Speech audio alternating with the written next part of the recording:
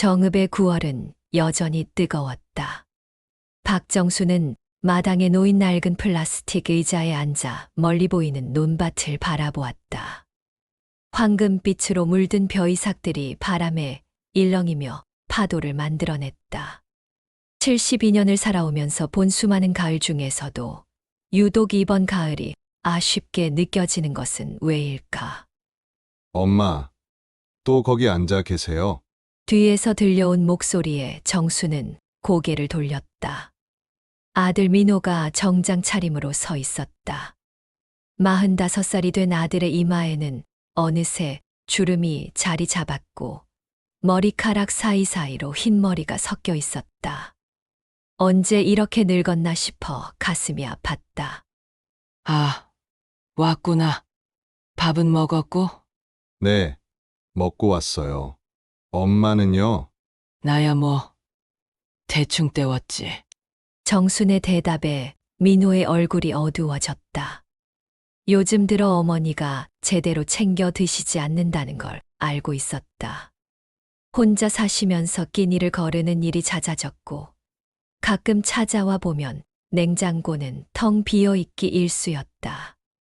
엄마, 진짜 이번엔 제 말 좀 들어보세요. 부산에 정말 좋은 곳이 있어요. 또 그 소리냐? 나는 여기가 좋다고 했잖니. 정순의 목소리에는 단호함이 묻어났다. 하지만 민호는 포기할 수 없었다. 어머니의 건강이 날로 나빠지고 있는데 혼자 이 넓은 집에서 지내시는 것이 너무 걱정됐다. 특히 지난달 어머니가 계단에서 넘어져 허리를 다치셨을 때는 정말 간담이 서늘했다. 엄마, 거기는 정말 다른 곳과 달라요. 제가 직접 가서 보고 온 곳이에요. 하루 3끼 식사는 기본이고, 간병인도 24시간 대기하고 있고, 의료진도 상주에 있어요. 그리고 비슷한 또래 분들이 많이 계셔서 외롭지도 않을 거예요. 민호는 가방에서 색색의 팸플릿을 꺼내 어머니 앞에 펼쳐 보였다. 부산 프리미엄 실버타운이라는 제목 아래로 화려한 시설 사진들이 늘어서 있었다. 넓은 로비, 깨끗한 개인실, 잘 가꾸어진 정원, 웃고 있는 노인들의 모습이 마치 광고처럼 완벽해 보였다. 봐요. 엄마. 이런 수영장도 있고, 헬스장도 있고, 도서관도 있어요. 그리고 여기 보세요. 각종 문화 프로그램도 정말 다양하게 운영하고 있어요. 서예, 그림, 노래교실, 댄스 수업까지. 정수는 팸플릿을 들여다봤다. 확실히 화려했다. 자신이 평생 살아온 이 시골집과는 차원이 다른 세상이었다. 하지만 마음 한편에서는 거부감이 일었다. 이런 데는 돈이 얼마나 들겠니? 그건 제가 다 알아서 할게요. 엄마는 걱정 마세요. 아니다. 나는 내 돈으로 살고 싶어. 내가 부담되는 건 싫어. 정순의 목소리에는 자존심이 배어 있었다. 평생 남에게 의존하지 않고 살아온 자신이 이제 와서 아들에게 짐이 되고 싶지 않았다. 하지만 민호는 이미 계획을 세워두었다.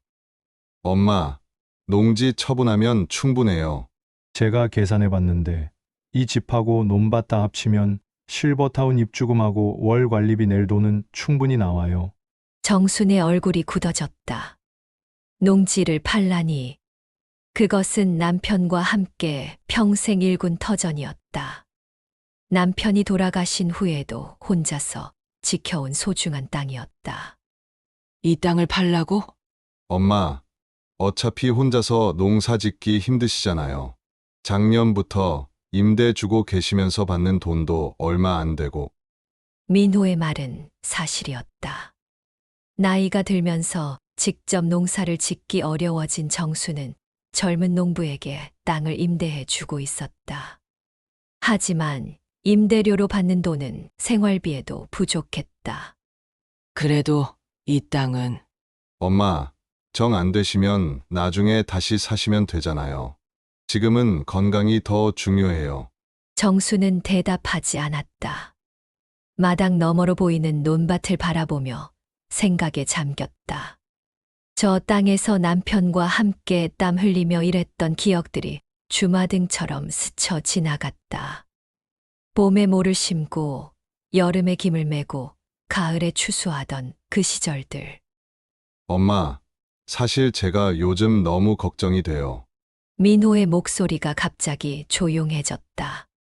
지난번에 응급실에 모실 때 정말 무서웠어요. 만약 제가 조금만 늦게 왔다면, 만약 이웃분이 연락을 안 해주셨다면, 생각만 해도 끔찍해요. 정순도 그날을 기억하고 있었다. 계단에서 발을 헛디뎌 넘어진 후 일어날 수 없을 정도로 허리가 아팠다. 휴대폰도 손에 닿지 않는 곳에 있었고 한참을 바닥에 누워 있다가 이웃집 할머니가 찾아와 발견해 준 것이다. 제발 한 번만 가보세요. 마음에 안 들면 다시 나오시면 되잖아요. 민호의 간절한 목소리에 정순의 마음이 흔들렸다. 아들이 이렇게 걱정하는데 무작정 고집만 부릴 수는 없었다. 그리고 사실 혼자 사는 것이 외롭기도 했다. 특히 밤이면 적막함이 뼈에 사무쳤다. 한 번만 보고 오는 거지? 네, 네. 한 번만 보고 오세요. 마음에 들면 그때 결정하시고요. 민호의 얼굴이 환해졌다. 그렇게 해서 정수는 부산행을 결정했다. 며칠 후 평생 입어보지 못한 고급 옷을 사서 입고 KTX에 몸을 맡겼다. 창밖으로 스쳐 지나가는 풍경들을 바라보며 정수는 새로운 인생이 시작되는 것 같은 설렘과 불안감을 동시에 느꼈다. 부산역에 도착하자 민호가 마중 나와 있었다. 택시를 타고 실버타운으로 향하는 길, 정수는 창밖의 도시 풍경에 압도당했다. 높은 빌딩들과 복잡한 도로, 수많은 사람들과 자동차들. 정읍의 한적한 풍경과는 완전히 다른 세상이었다. 엄마, 저기 보이는 빌딩이 실버타운이에요. 민호가 가리킨 곳을 보니 정말 웅장한 건물이 서 있었다. 20층은 좋게 넘어 보이는 높은 건물에 외벽은 유리로 되어 있어 햇빛에 반짝거렸다. 입구 앞에는 잘 정돈된 정원이 있었고 분수대까지 설치되어 있었다. 와, 정말 크네. 정순이 감탄사를 내뱉었다. 평생 살아온 시골집과는 비교할 수 없을 정도로 화려했다. 건물 입구에 들어서자 더욱 놀라웠다. 마치 고급 호텔 로비 같았다. 대리석 바닥에 천장에는 화려한 샹들리에가 달려 있었다.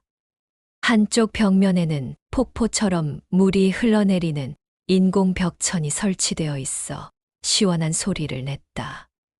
어머님, 어서 오세요.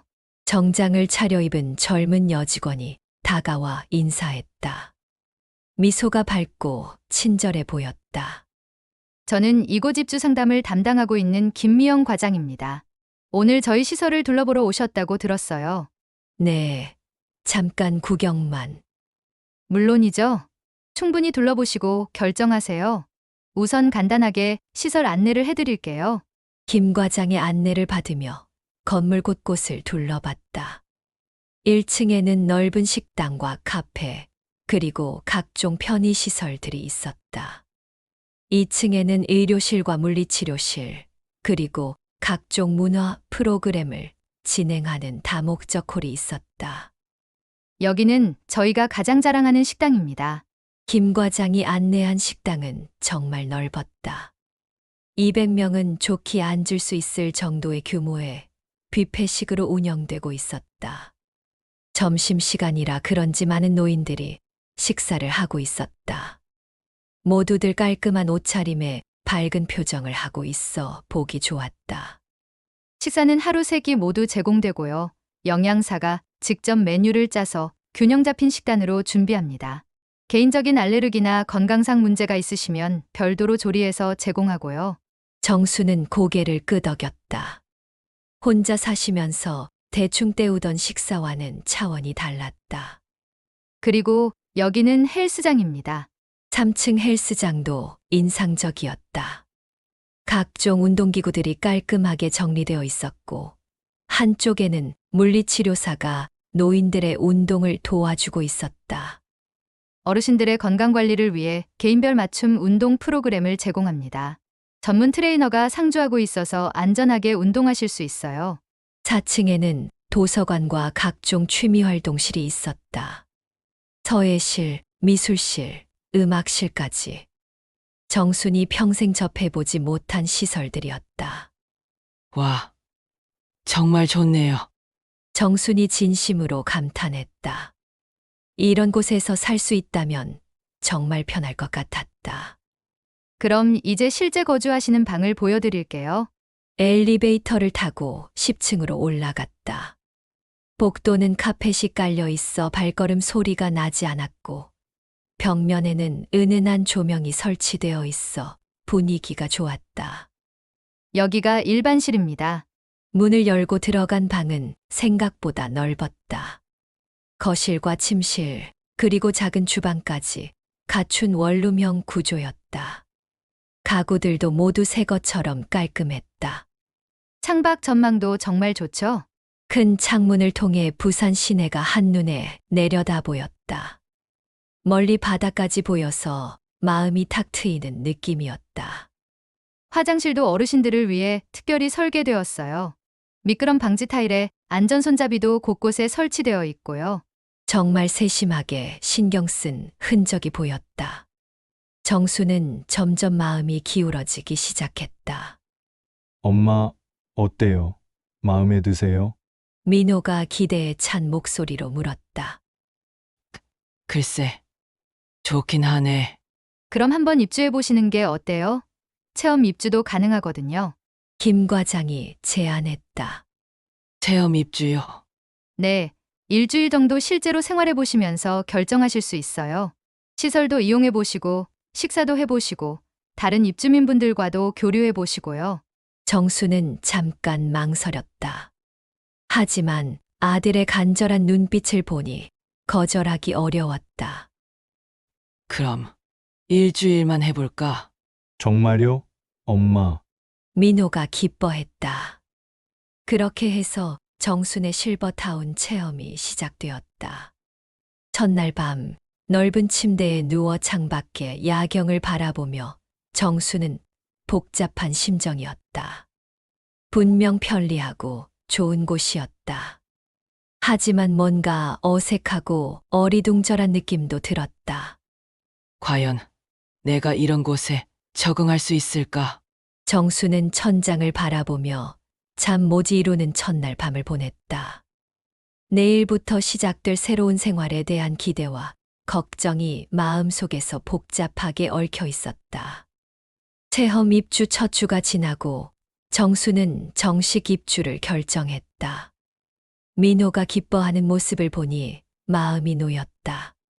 고향의 집과 농지를 정리하는데 한 달이 걸렸다. 50년 가까이 모아온 살림살이를 정리하면서 정순의 마음은 복잡했다. 낡은 농기구들, 남편과의 추억이 담긴 가구들, 아들이 어릴 때 그린 그림들까지.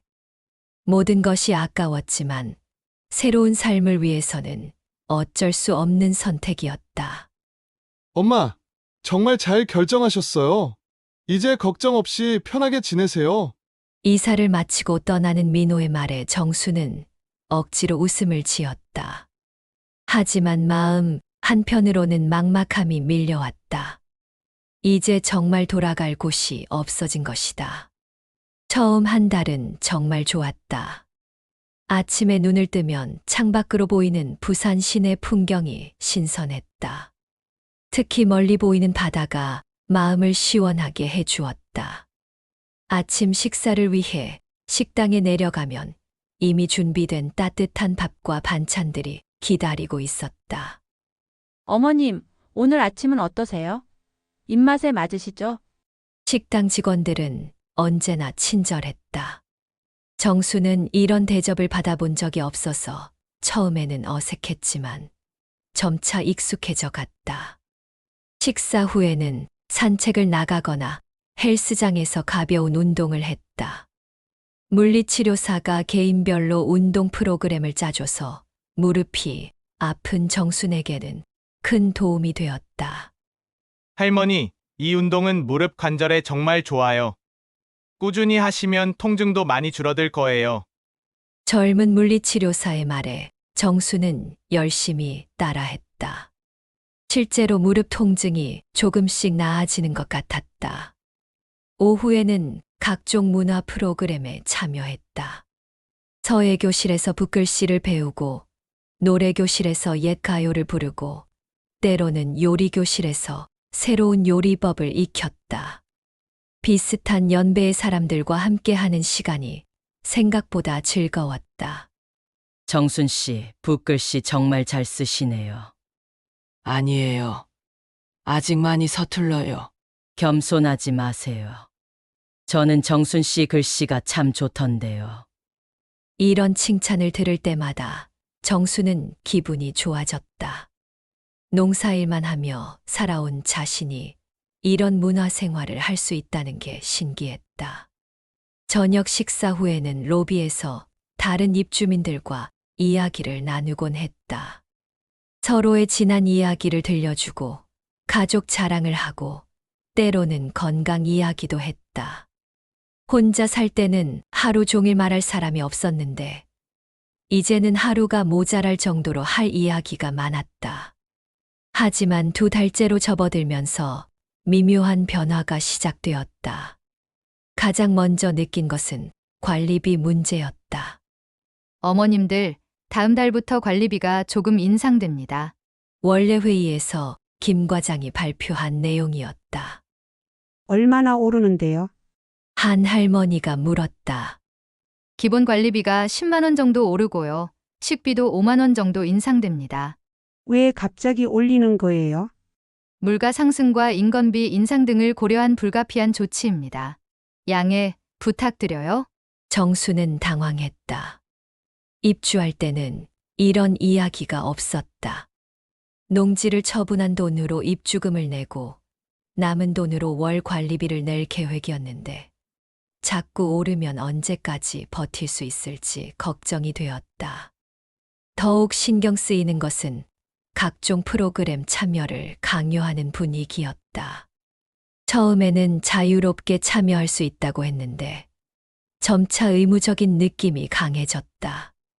정순 씨, 요즘 프로그램 참여율이 좀 낮네요. 생활지도 담당 직원이 찾아와 말했다. 제가 몸이 좀 안 좋아서요. 그래도 가능한 참여해 주세요. 다른 어르신들에게도 영향을 주거든요. 정수는 이해할 수 없었다. 아픈데 왜 억지로 참여해야 하는 건지. 하지만 거절하기도 어려운 분위기였다. 그러던 중 정수는 오상길이라는 남자를 만났다. 75세의 오상길은 전직 건설업 사업가 출신으로 이곳에 입주한 지는 2년이나 되었다. 키가 크고 목소리가 큰 그는 첫인상부터 강렬했다. 새로 오신 분이군요. 어디서 오셨어요?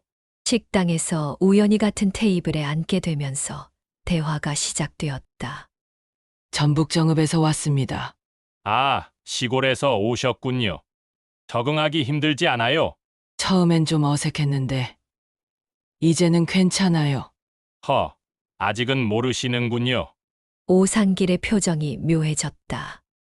무슨 말씀이세요? 여기가 처음에는 다 좋아 보여요. 저도 그랬거든요. 그런데 시간이 지나면 알게 됩니다. 여기는 돈 없는 사람이 살 곳이 못 돼요. 정수는 눈살을 찌푸렸다. 갑자기 왜 이런 이야기를 하는지 이해할 수 없었다. 저는 그런 건 잘 모르겠어요. 지금은 모르지만 곧 알게 될 거예요. 여기 직원들 말 믿지 마세요. 다 거짓말이에요. 오상길의 말은 거기서 끝났지만 정순의 마음에는 의문이 자리 잡았다. 며칠 후 정수는 오상길의 말이 무슨 뜻인지 조금씩 알게 되었다. 건강검진 시즌이 되면서 각종 추가 검사를 권유받기 시작했다. 정순 어머님, CT 검사 한번 받아보시는 게 어떨까요? 의료진이 제안했다. 꼭 필요한가요? 나이가 있으시니까 미리 체크해 보시는 게 좋을 것 같아요. 비용은 얼마나 들어요? 그건 나중에 청구서로 나갈 거예요. 비용에 대한 명확한 설명 없이 검사를 권유받았다.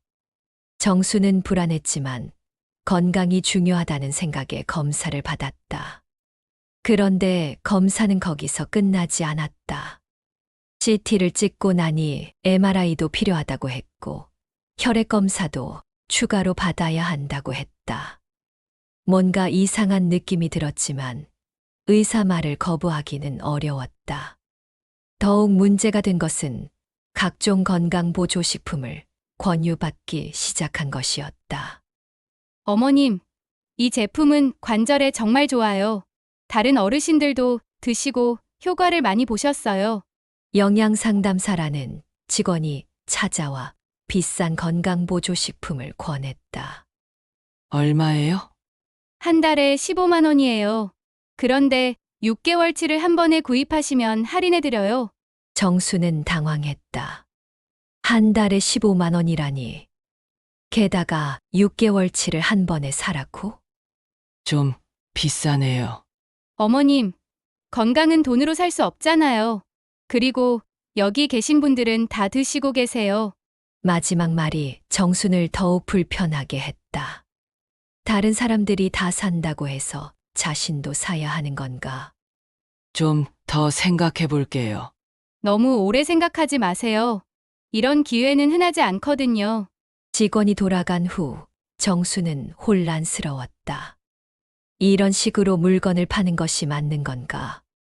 그날 저녁 식당에서 오상기를 다시 만났다. 오늘 기분이 안 좋아 보이네요. 건강보조식품을 사라고 하던데요. 아, 시작됐군요. 오상길이 씁쓸하게 웃었다. 시작이요? 여기는 그래요. 처음에는 친절하게 대해주다가 시간이 지나면 이것저것 사라고 해요. 안 사면 직원들 태도가 달라져요. 정수는 깜짝 놀랐다. 정말요? 저는 2년 동안 여기 있으면서 별의별 걸 다 당했어요. 건강보조식품은 기본이고 추가 검사비, 특별 프로그램 참가비, 심지어 기부금까지. 기부금요? 시설 개선을 위한 기부금이라고 하면서 돈을 걷어요.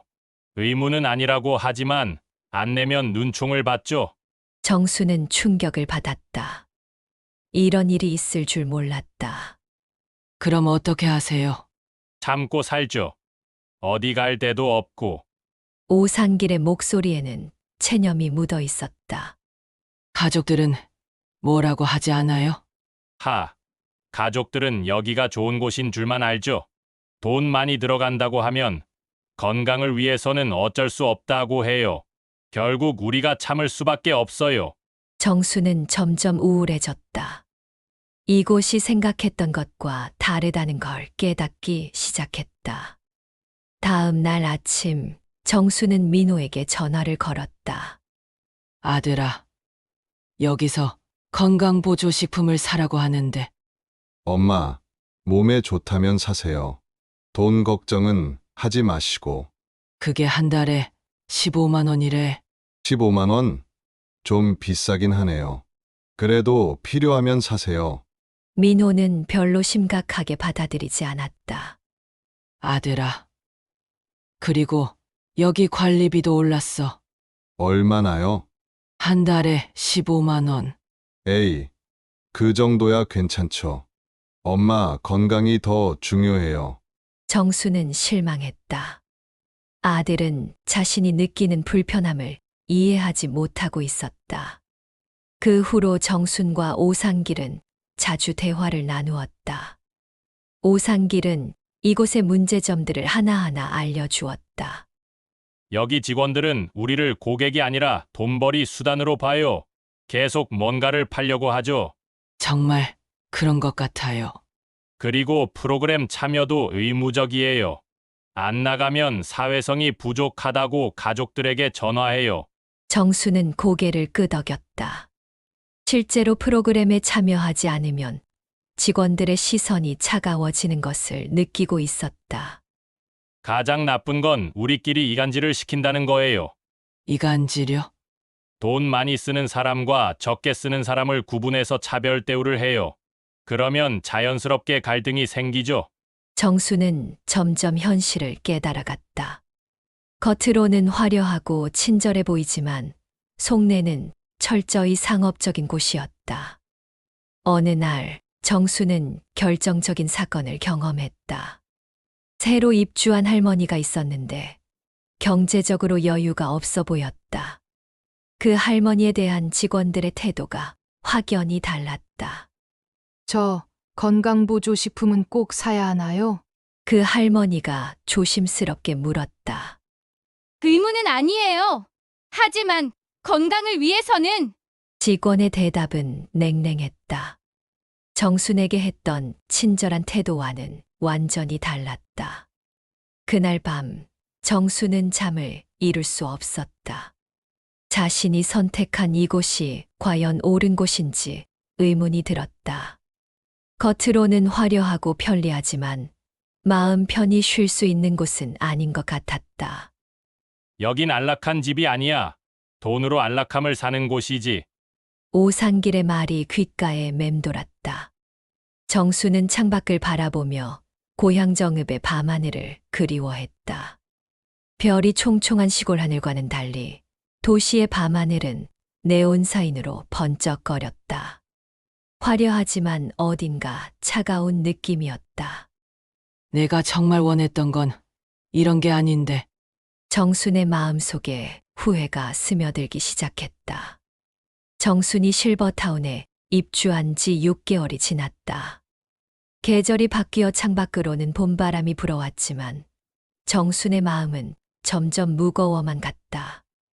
오상길과의 대화를 통해 이곳의 실체를 알아갈수록 처음의 기대감은 실망으로 변해갔다. 그러던 어느 날 아침 정수는 관리사무소로부터 한 통의 통지서를 받았다. 건강검진 결과 및 추가 검사 비용 안내라는 제목의 서류였다. 정수는 안경을 쓰고 찬찬히 읽어보았다가 깜짝 놀랐다. 이게 뭐야? 혹시 공감되신다면 좋아요와 구독을 부탁드립니다.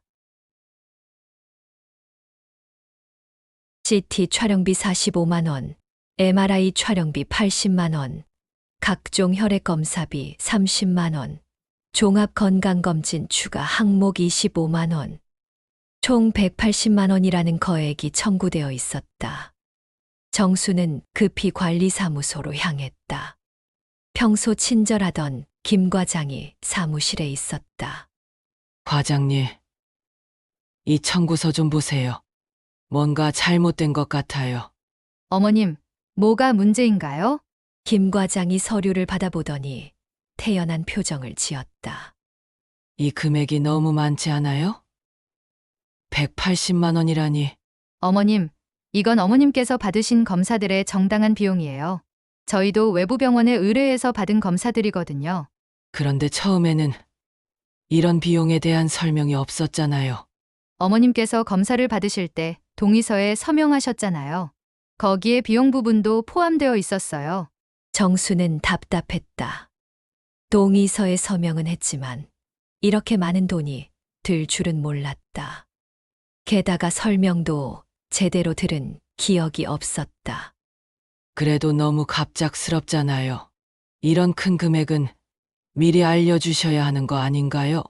어머님, 저희도 어쩔 수 없는 일이에요. 병원에서 청구한 금액을 그대로 전달드리는 거거든요. 김 과장의 목소리에는 이전의 친절함이 사라져 있었다. 사무적이고 차가운 느낌이었다. 그럼 이 돈을 언제까지 내야 해요? 이번 달 말까지 납부해 주시면 됩니다. 정수는 머리가 어지러웠다.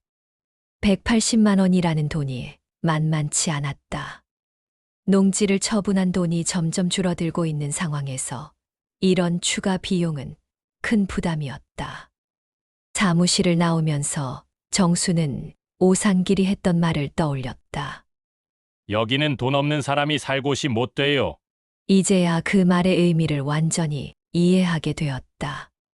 로비로 내려오니 몇몇 입주민들이 모여서 웅성거리고 있었다. 모두들 비슷한 청구서를 받은 모양이었다. 이게 말이 되는 소리야? 검사 한 번 받았는데 200만 원이 넘게 나왔어. 우리 아들한테 뭐라고 말하지? 입주민들의 목소리에는 당황과 분노가 섞여 있었다. 정순도 그들 사이에 끼어 이야기를 들어보았다. 저도 180만 원 나왔어요. 정순의 말에 다들 고개를 끄덕였다. 우리가 당한 거야. 완전히 속은 거라고. 한 할아버지가 분개했다. 그럼 어떡하지? 돈이 없는데. 일단 항의를 해야 해. 이런 식으로 당할 수는 없어. 그때 오상길이 나타났다.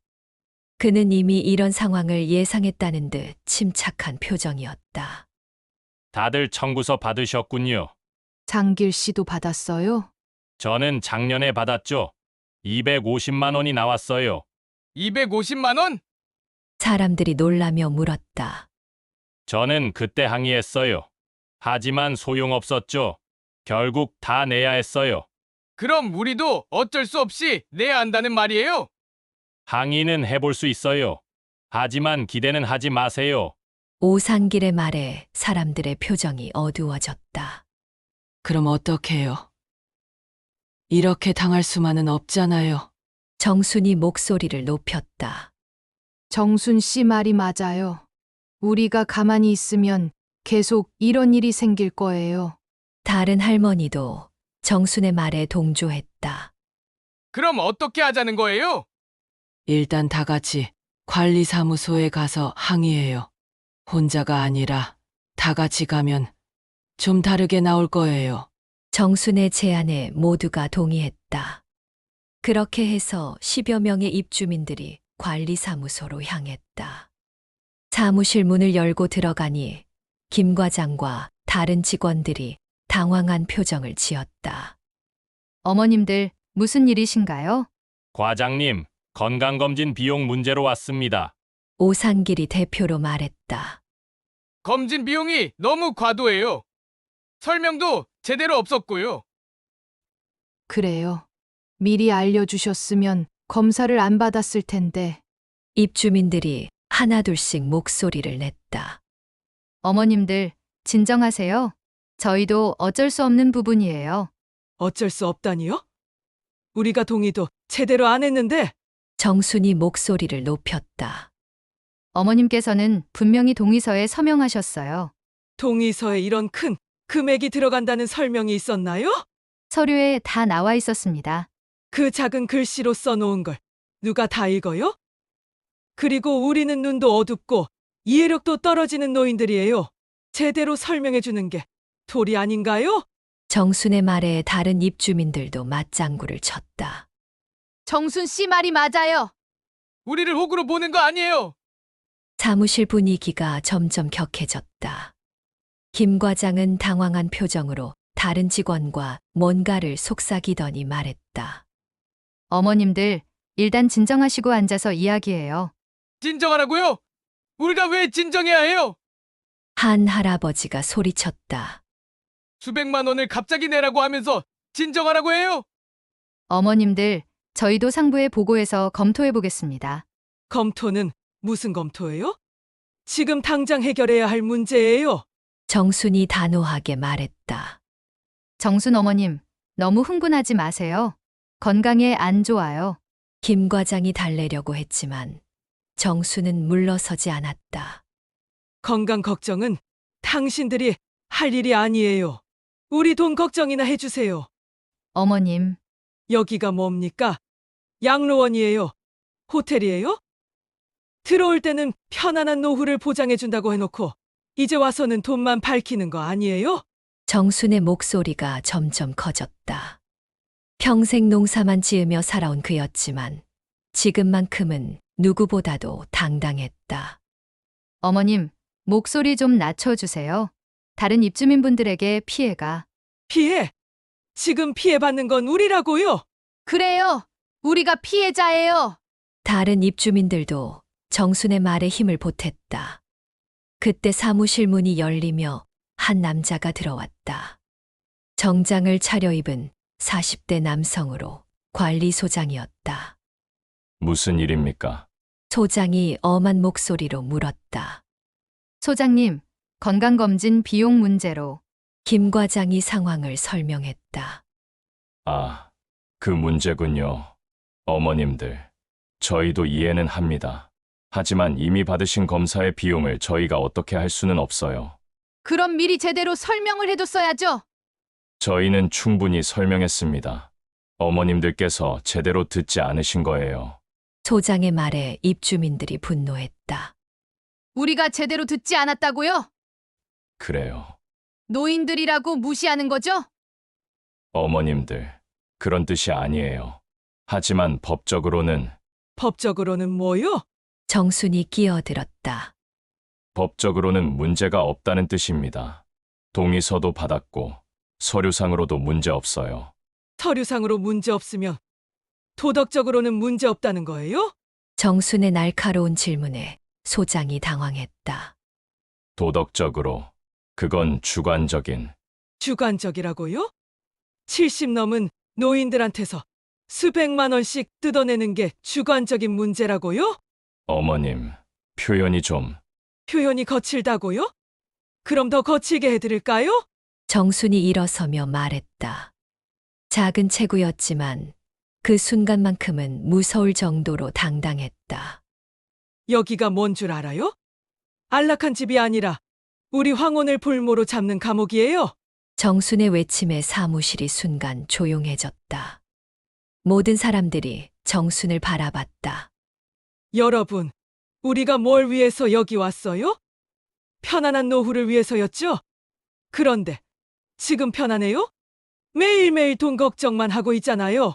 정순의 말에 다른 입주민들도 고개를 끄덕였다. 처음에는 다 좋아 보였어요. 친절하고 깨끗하고 편리하고. 그런데 알고 보니까 다 거짓이었어요. 우리 돈만 노리는 곳이었다고요. 정순 씨 말이 맞아요. 우리가 바보 취급 당하고 있는 거예요. 입주민들의 목소리가 커졌다. 어머님들, 진정해 주세요. 이런 식으로 하시면 소장이 말려봤지만 소용없었다. 뭐요? 이런 식으로 하면 어떻게 된다는 거예요? 우리를 내쫓을 거예요?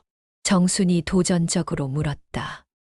그런 게 아니라 그럼 뭐예요? 협박하는 거예요? 협박이 아니라 원만한 해결을. 원만한 해결. 우리 돈 다 뜯어낸 다음에 원만하게 해결하자는 거죠? 정순의 말이 계속되자 소장의 얼굴이 굳어졌다. 어머님, 지금 너무 과격하게 나오시는데. 과격하다고요? 이게 과격해요? 그럼 당신들이 우리한테 하는 짓은 뭐예요? 저희는 정당한 업무를. 정당한 업무라고요? 노인들 속여서 돈 뜯어내는 게 정당한 업무예요? 정순의 목소리가 울리자 사무실 밖에서도 사람들이 몰려들기 시작했다. 다른 입주민들도 무슨 일인지 궁금해서 모여든 것이다. 여러분, 다들 오세요. 우리가 어떻게 당하고 있는지 보세요. 정순이 밖으로 소리쳤다. 정순 어머님, 그러지 마세요. 소장이 당황해서 말렸지만 이미 늦었다. 사무실 밖에는 20여 명의 입주민들이 모여 있었다. 무슨 일이에요? 건강검진 비용 때문에 그래요. 수백만 원씩 청구서가 나왔다고요. 수백만 원? 새로 온 입주민들도 놀랐다. 여러분, 조심하세요. 여기는 우리가 생각했던 그런 곳이 아니에요. 정순이 다른 입주민들에게 외쳤다. 처음에는 친절한 척하지만 시간 지나면 이것저것 돈 내라고 해요. 건강보조식품, 추가 검사, 특별 프로그램, 끝이 없어요. 정말요? 정말이에요. 제가 6개월 동안 여기 살면서 경험한 일이라고요. 정순의 증언에 다른 입주민들이 웅성거렸다. 그럼 우리도 나중에 이런 일 당한다는 거예요? 당연하죠. 여기는 그런 곳이에요.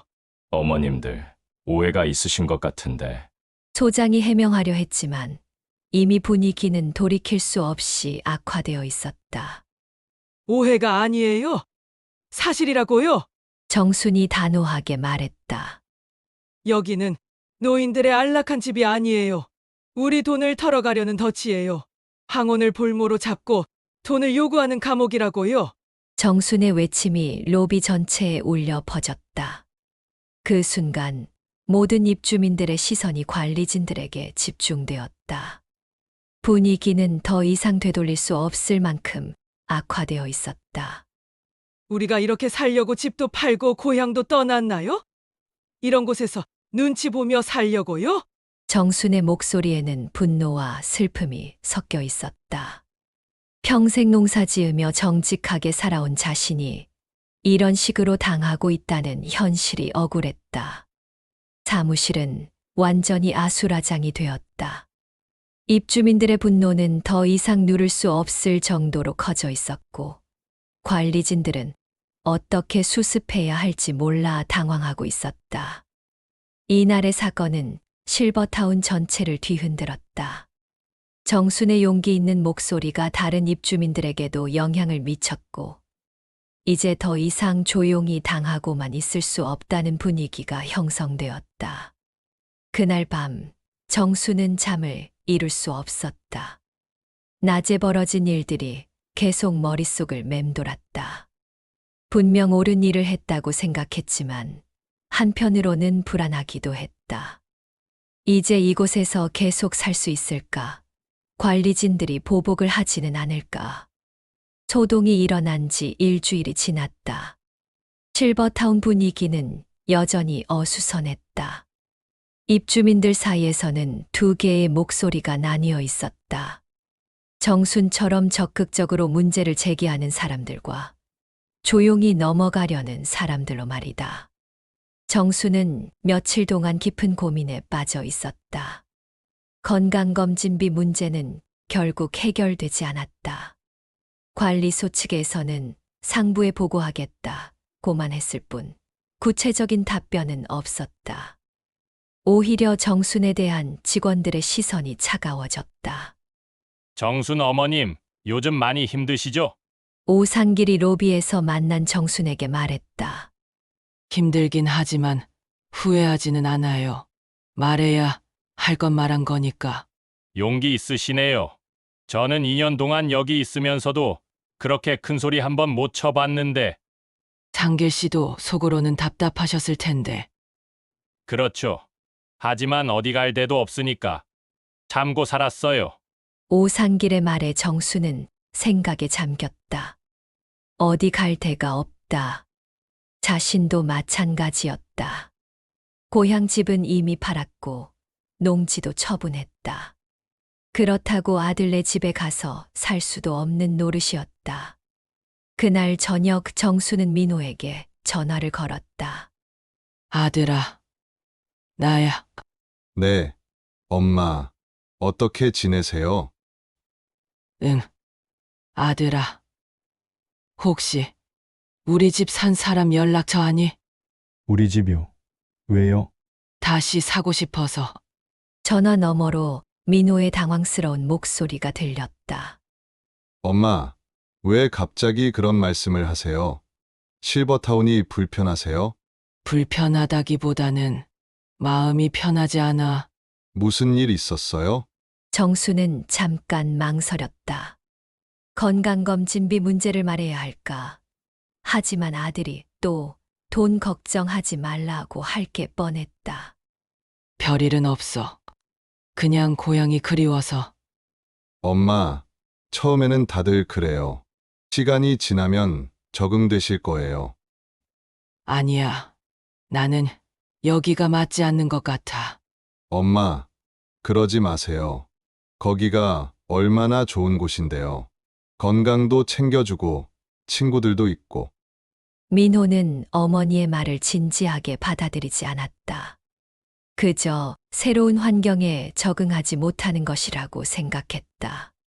아들아, 내 말 좀 들어봐. 여기는 내가 생각했던 곳이 아니야. 엄마, 무슨 말씀이세요?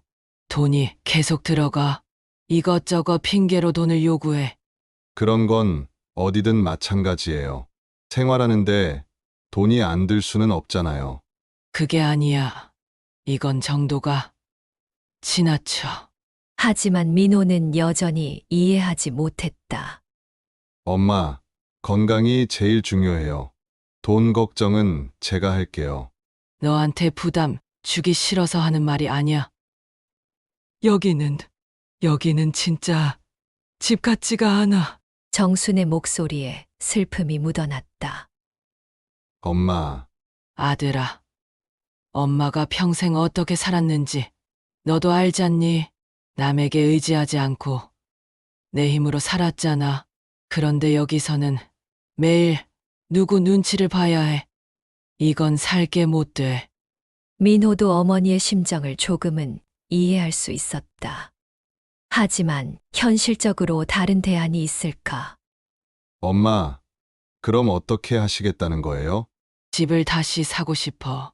엄마, 그건 쉽지 않을 거예요. 우리 집은 이미 다른 분이 사셨고 그분도 거기서 살고 계실 텐데. 꼭 우리 집이 아니어도 돼. 정읍에 있는 집이면. 민호는 한숨을 쉬었다. 어머니의 고집을 꺾기는 어려울 것 같았다. 엄마, 일단 좀 더 생각해 보세요. 성급하게 결정하지 마시고. 전화를 끊고 나서 정수는 더욱 답답해졌다. 아들도 자신의 마음을 이해해 주지 않았다. 다음 날 정수는 혼자 부산 시내로 나갔다. 실버타운 밖으로 나온 것은 오랜만이었다. 복잡한 도시의 거리를 걸으면서 정수는 더욱 고향이 그리워졌다. 버스 정류장에 앉아 사람들을 바라보고 있는데 갑자기 휴대폰이 울렸다. 정읍에 살던 이웃 할머니 김순자의 전화였다. 순아, 잘 지내지? 순자야, 어떻게 지내? 나야 뭐 그냥 그렇게 살고 있지. 그런데 너 있던 집 말이야. 왜? 그 집 산 사람이 도시로 이사 간다고 집을 내놓으셨어. 정순의 마음이 두근거렸다. 정말? 응. 그런데 값을 좀 비싸게 불러. 내가 판 값보다 훨씬 비싸. 얼마나? 순자가 말한 금액을 듣고 정수는 실망했다. 농지를 처분한 돈에서 실버타운 입주금과 그동안 쓴 돈을 빼고 나면 그 집을 다시 사기에는 부족했다. 순아, 혹시 정말 돌아올 생각 있어? 있어. 많이 있어. 그럼 우리 마을에 다른 집도 있어. 홀몸이신 할머니가 요양원에 들어가시면서 집을 파시려고 하는데 그 집은 좀 저렴해. 어떤 집인데? 작긴 하지만 나름 괜찮아. 마당도 있고 텃밭도 조금 있고. 정순의 마음이 움직였다. 순자야, 그 집 좀 알아봐 줄래? 그래, 알아볼게. 전화를 끊고 정수는 한동안 생각에 잠겼다. 정말 돌아갈 수 있을까? 다시 시골에서 혼자 살 수 있을까? 며칠 후 순자에게서 좋은 소식이 왔다. 집주인이 정순의 사정을 듣고 가격을 조금 깎아주겠다고 했다는 것이다. 계산해 보니 간신히 살 수 있는 금액이었다. 정수는 더 이상 망설이지 않았다. 실버타운 퇴거 신청을 넣기로 결정했다. 관리사무소에 갔을 때 김 과장의 반응은 예상대로였다. 어머님, 왜 갑자기 나가시겠다는 거예요? 개인적인 사정이 있어서요. 혹시 지난번 일 때문에 그러시는 건 아니죠? 김 과장이 조심스럽게 물었다. 그것도 있고 여러 가지 이유가 있어요. 어머님, 다시 한번 생각해 보세요. 여기서 나가시면 어디서 지내시겠어요? 그건 제가 알아서 할 일이에요. 혹시 저희가 부족했던 부분이 있으시면 개선하도록 노력하겠습니다. 이제 와서 이런 말을 하다니. 정수는 씁쓸한 웃음을 지었다. 아니에요. 여기는 좋은 곳이에요. 다만 제게는 맞지 않을 뿐이에요. 퇴거 절차는 생각보다 복잡했다.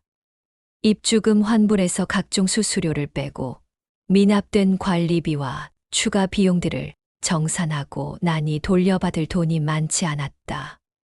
그래도 정읍의 작은 집을 사기에는 충분했다. 짐을 싸면서 정수는 복잡한 심정이었다. 8개월 동안의 실버타운 생활이 주마등처럼 지나갔다. 처음의 기대감, 점차 드러난 문제점들, 그리고 마지막 폭발까지. 정순 씨, 정말 가시는 거예요? 오상길이 짐 싸는 것을 도우러 왔다. 네. 고향으로 돌아가요. 부러워요. 저도 갈 곳이 있으면 좋겠는데. 장계 씨도 고향이 있으실 텐데. 고향이야 있죠. 하지만 이미 다 정리했거든요. 그리고 나이가 나이인지라.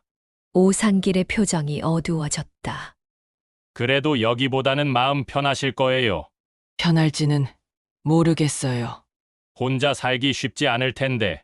그래도 내 집에서 사는 게 남의 집에서 눈치 보며 사는 것보다는 나을 거예요. 그렇긴 하네요. 오상길이 정순의 짐을 내려다보며 말했다. 정순 씨가 용기 있게 목소리 내주신 덕분에 다른 분들도 많이 깨달으셨어요. 그래요? 네. 이제 함부로 추가 비용을 요구하지 못해요. 다들 예민해져 있거든요. 그럼 다행이네요. 정순 씨 덕분이에요. 고마워요. 정수는 뿌듯한 마음이 들었다. 자신의 목소리가 헛되지 않았다는 생각이 들었다. 떠나는 날 몇몇 입주민들이 배웅을 나왔다. 모두들 아쉬워하며 건강하게 지내라고 당부했다. 정순 씨, 가끔 연락해요. 그럴게요. 여러분도 건강하세요.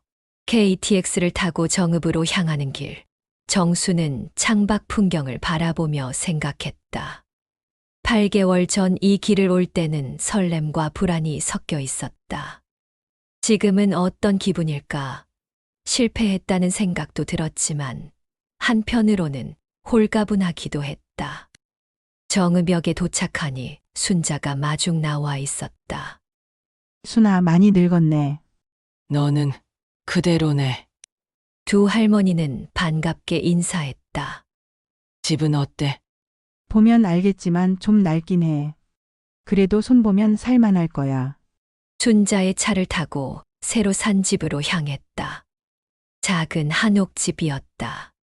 실버타운의 화려한 시설과는 비교할 수 없을 정도로 소박했지만 마음은 편안했다. 마당이 넓네. 응, 텃밭도 만들 수 있어. 정수는 마당을 둘러보며 미소를 지었다. 오랜만에 흙냄새를 맡으니까 마음이 차분해졌다.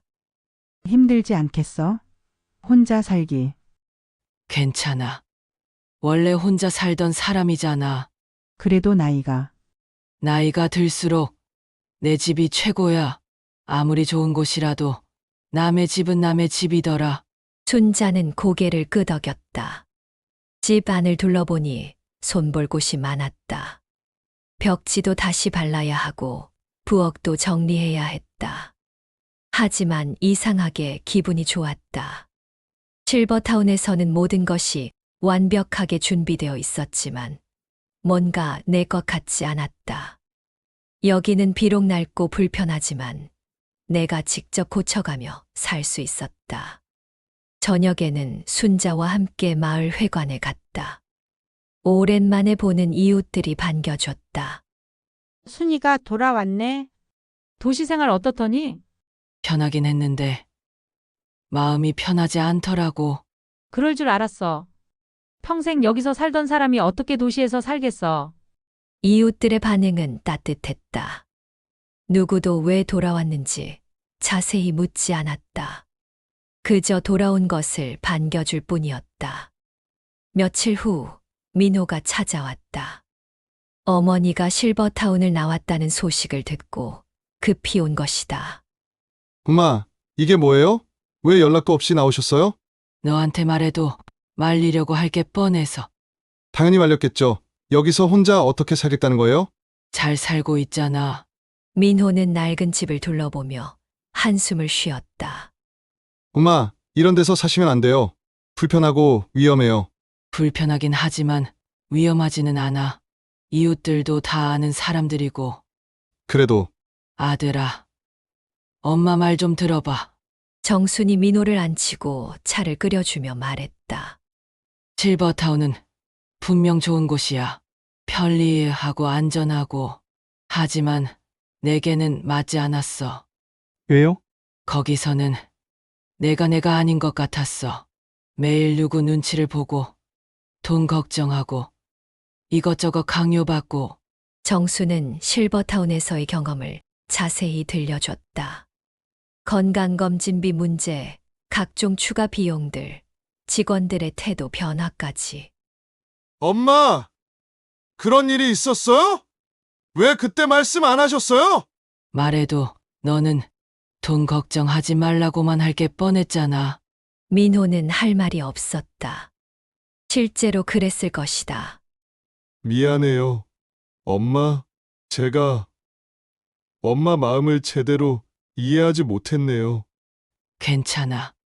너도 나를 걱정해서 한 일이니까. 그래도 이렇게 혼자 사시는 건 걱정돼요. 아들아, 진짜 편안한 노후가 뭔지 알아? 뭐예요? 화려한 시설이나 좋은 서비스가 아니야. 마음이 놓이는 곳에 있는 거야. 정수는 마당을 바라보며 말했다. 여기는 비록 불편하지만 내 마음이 편해. 아무도 눈치 안 보고 내가 하고 싶은 대로 할 수 있어. 이게 진짜 편안한 거야. 민호는 어머니의 말을 들으며 생각했다. 자신은 겉으로 보이는 것만 보고 판단했지. 어머니의 마음까지는 살피지 못했다. 알겠어요. 엄마, 그럼 여기서 사세요. 대신 자주 와서 확인할게요. 그래. 고마워. 민호가 돌아간 후 정수는 마당에 나가 앉았다. 해가 저물어 가고 있었다. 멀리서 개구리 소리가 들려왔고 어디선가 밥 짓는 냄새도 났다. 평범하고 소박한 시골 저녁 풍경이었다. 맞아. 이게 내가 원했던 거야. 정수는 깊이 숨을 들이마셨다. 공기가 달랐다. 도시의 매캐한 공기와는 달리 깨끗하고 상쾌했다. 며칠 후 정수는 작은 텃밭을 만들기 시작했다. 상추, 고추, 토마토 등 간단한 채소들을 심었다. 오랜만에 흙을 만지니까 마음이 편안해졌다. 순아, 농사 또 시작하네? 순자가 놀러와서 말했다. 응. 뭔가 심어야 마음이 든든해. 그래, 역시 농부는 흙이 있어야 해. 두 할머니는 텃밭을 가꾸며 이런저런 이야기를 나눴다. 도시에서의 생활, 시골의 변화, 옛날 추억들까지. 시간이 어떻게 지나는지 몰랐다. 저녁이 되자 정수는 직접 기른 채소로 간단한 저녁을 준비했다. 실버타운의 화려한 뷔페와는 비교할 수 없을 정도로 소박했지만 훨씬 맛있었다. 밤이 되어 하늘을 올려다보니 별이 총총했다. 도시에서는 볼 수 없었던 별들이 가득했다. 정수는 오랜만에 마음이 평화로워지는 것을 느꼈다. 그래. 이게 내 자리야. 정수는 작은 목소리로 중얼거렸다. 실버타운에서의 8개월은 실패가 아니었다. 그 경험을 통해 정수는 자신이 진정으로 원하는 것이 무엇인지 깨달았다. 화려한 시설이나 편의 시설이 아니라 마음 편히 쉴 수 있는 자신만의 공간이었다. 며칠 후 오상길에게서 안부 전화가 왔다. 정순 씨, 잘 지내고 계세요? 네. 잘 지내고 있어요. 상계 씨는 어때요? 여기는 그냥 그래요. 정순 씨가 나간 후로 좀 조용해졌어요. 직원들 태도는 어때요? 좀 나아졌어요. 함부로 추가 비용을 요구하지는 않거든요. 정수는 뿌듯했다. 자신의 용기가 다른 입주민들에게도 도움이 되었다니. 그래도 가끔은 정순 씨처럼 용기 있게 나가고 싶어요. 장계 씨도 나중에 기회가 되면 고향으로 돌아가세요. 그럴 수 있을까요? 물론이죠. 늦었다고 생각할 때가 가장 빠를 때예요. 전화를 끊고 정수는 텃밭으로 나갔다. 심은 지 얼마 안 된 채소들이 파릇파릇 자라고 있었다. 생명력이 느껴져서 기분이 좋았다. 그날 밤 정수는 일기를 썼다. 오늘로 고향에 돌아온 지 한 달이 되었다. 처음에는 다시 적응할 수 있을까 걱정했는데 지금은 완전히 적응했다. 역시 집은 집이다. 아무리 좋은 곳이라도 남의 집에서는 마음이 편할 수 없다는 걸 배웠다. 실버타운에서의 경험은 실패가 아니라 배움이었다. 진짜 편안한 노후는 화려함에 있는 것이 아니라 마음이 놓이는 곳에 있다는 걸 깨달았다. 정수는 일기장을 덮고 창밖을 바라봤다. 달이 밝았다. 내일은 또 어떤 하루가 될까? 특별할 것은 없겠지만 그 평범함이 좋았다. 실버타운에서는 매일이 프로그램으로 가득했다.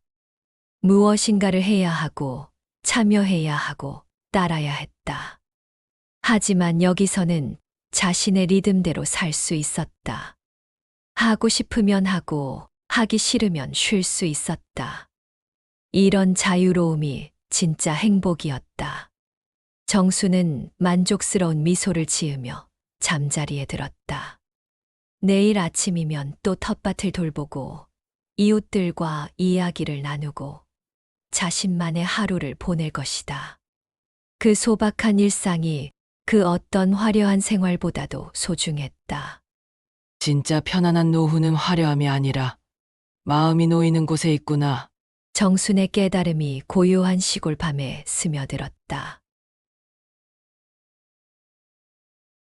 여러분이라면 이런 상황에서 어떤 선택을 하셨을까요? 공유해서 함께 토론해 주세요. 이 이야기는 우리 모두의 이야기일 수 있습니다.